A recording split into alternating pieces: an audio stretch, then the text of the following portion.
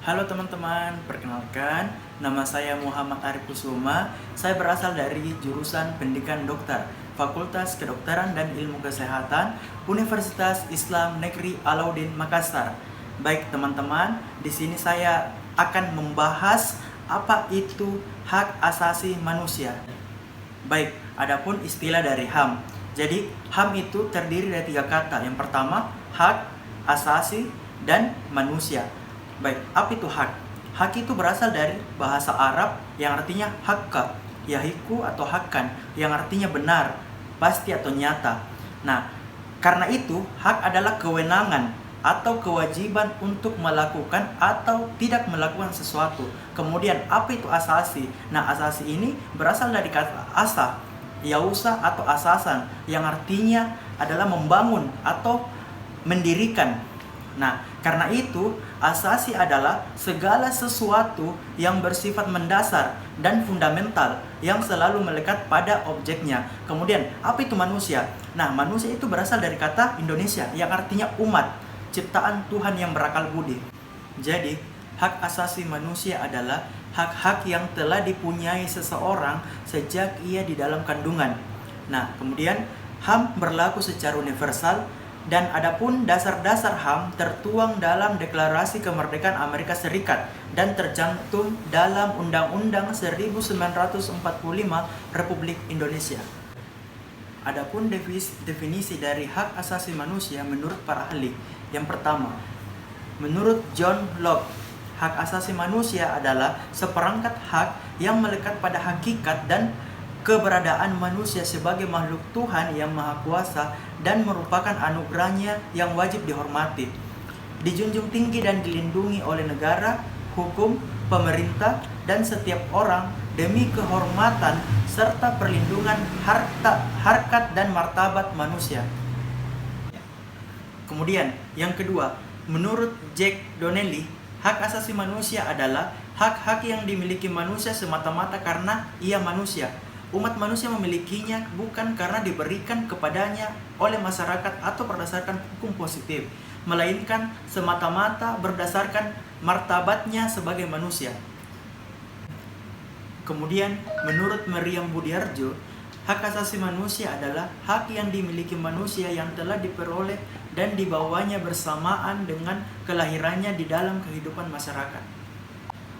Menurut Undang-Undang Nomor 39 Tahun 1999 tentang Hak Asasi Manusia, hak asasi manusia merupakan hak dasar yang secara kodrati melekat pada diri manusia, bersifat universal.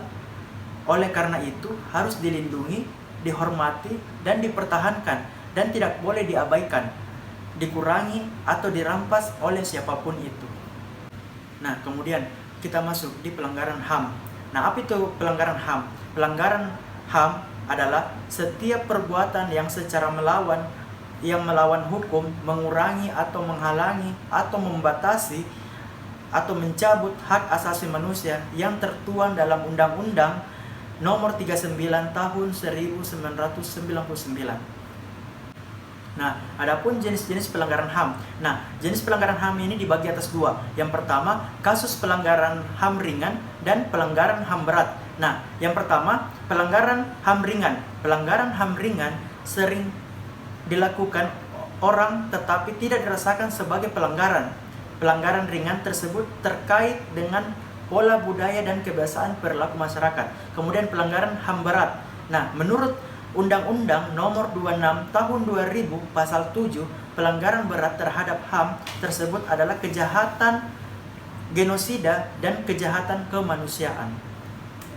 Adapun lembaga-lembaga perlindungan HAM di Indonesia, yang pertama, Kepolisian, Kejaksaan, Komnas HAM, Pengadilan HAM di Indonesia, Lembaga Bantuan Hukum, Yayasan Lembaga Bantuan Hukum Indonesia, Biro Konsultasi dan Bantuan Hukum Perguruan Tinggi, dan Komnas HAM.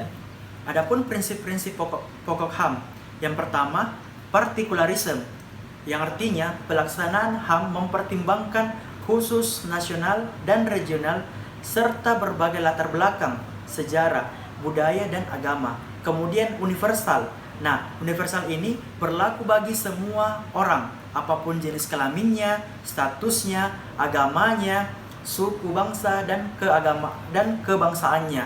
Kemudian yang ketiga, tidak dapat dilepaskan oleh siapapun itu dengan atau apapun, tidak boleh mencabut atau mengambil hak asasi seseorang. Kemudian yang keempat, tidak dapat dipisahkan. Nah, ketiga kategori yang tadi, ketiga kategori HAM tidak dapat dipisah-pisahkan, baik dalam penerapan, pemenuhan, pemantauan maupun penegakannya. Kemudian yang keempat, saling tergantung. HAM saling tergantung satu sama lainnya, sehingga pemenuhan hak asasi manusia yang satu sama lain akan mempengaruhi pemenuhan hak asasi lainnya. Kemudian yang kelima, keseimbangan. Nah, adanya keseimbangan dan keselarasan di antara hak asasi manusia dengan kewajiban atau tanggung jawab asasi.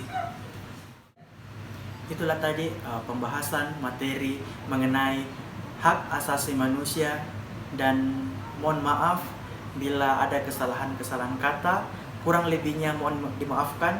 Wassalamualaikum warahmatullahi wabarakatuh.